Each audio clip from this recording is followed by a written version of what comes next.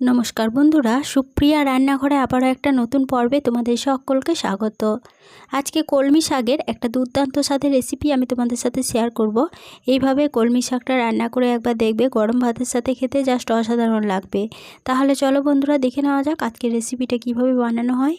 কলমি শাকের রেসিপিটা বানানোর জন্য সবার প্রথমে গ্যাসের ওভেনে একটা কড়াই বসিয়ে গ্যাসটা অন করে কড়াইয়ের মধ্যে দিয়ে দিলাম 4 চা চামচ সরষের তেল। এবার তেলটা যখন ভালোভাবে গরম হয়ে গেছে তখন তেলের মধ্যে দিয়ে দিচ্ছি 10টা বড়ি। এই বড়িগুলো আমার ঘরে দেওয়া বড়ি। এই বড়িগুলো এবার তেলের মধ্যে বেশ কিছুক্ষণ নেড়েচেড়ে ভালোভাবে ভেজে নেব।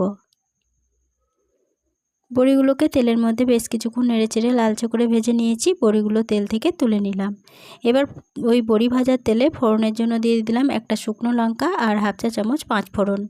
এবার এই ফোড়নটাকে ভালোভাবে ভেজে নিচ্ছি। ফোড়নটা ভালোভাবে ভেজে নেওয়ার পর ফোড়ন থেকে যখন সুন্দর গন্ধ বেরোতে শুরু করেছে তখন এর মধ্যে দিয়ে দিলাম 6 কোয়া থেতো করা রসুন।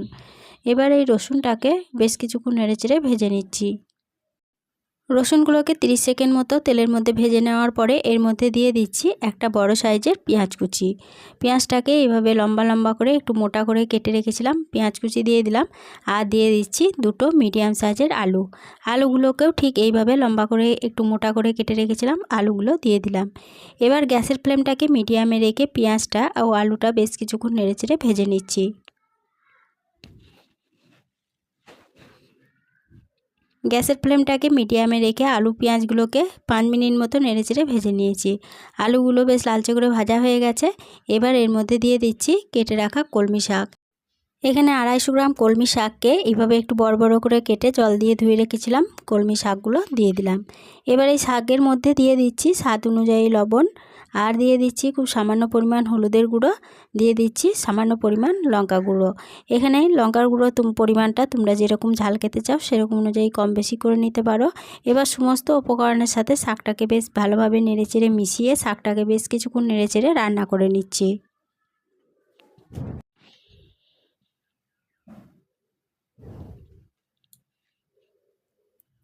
সমস্ত উপকরণের সাথে শাকটাকে 2 মিনিট মতো নেড়েচেড়ে রান্না করে নেওয়ার পরে এর মধ্যে দিয়ে দিচ্ছি দুটো চেরা কাঁচা লঙ্কা। যদি কাঁচা লঙ্কা ঝালটা তোমরা বেশি খেতে চাও তাহলে পরে লঙ্কা পরিমাণটা কিন্তু বাড়িয়ে নিতে পারো। কাঁচা লঙ্কাটা দিয়ে শাকটাকে আবারও একটু ভালোভাবে নেড়েচেড়ে নেওয়ার পরে দেখাচ্ছি, দেখো শাকের ভিতর থেকে কিন্তু অনেকটাই জল বেরোতে শুরু করে দিয়েছে। তার জন্য এখানে আমি আবারও হাফ কাপ পরিমাণ জল এই শাকের মধ্যে দিয়ে দিলাম। এবার জলটা দিয়ে সমস্ত উপকরণের সাথে আবারও খুব ভালোভাবে একটু নেড়েচেড়ে মিশিয়ে নেওয়ার পরে এর মধ্যে একটা ঢাকা দিয়ে দেব। ঢাকা দিয়ে শাকটাকে বেশ কিছুক্ষণ রান্না হতে দেব। ঢাকা দিয়ে শাকটাকে 4 মিনিট মতো রান্না হতে দিয়েছিলাম। 4 মিনিট পর ফিরে এসে ঢাকাটা খুলে নিলাম। এরপরে শাকটাকে একটু নেড়েচেড়ে নেওয়ার পরে এর মধ্যে দিয়ে দিচ্ছি হাফ চা চামচ চিনি, আর দিয়ে দিচ্ছি ভেজে তুলে রাখা বড়িগুলো। এবার চিনি ও বড়িগুলো দিয়ে শাকের সাথে আবারও শাকটাকে বেশ কিছুক্ষণ নেড়েচেড়ে রান্না করে নেব।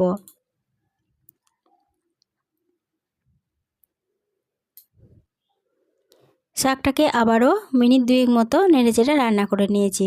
শাকটা বেশ ভালোভাবে ভাজা হয়ে গেছে। এবার গ্যাসের ফ্লেমটাকে বন্ধ করে দিচ্ছি। গ্যাসের ফ্লেমটা বন্ধ করে দিয়ে কলমি শাকের রেসিপিটা কড়াই থেকে নামিয়ে নিচ্ছি।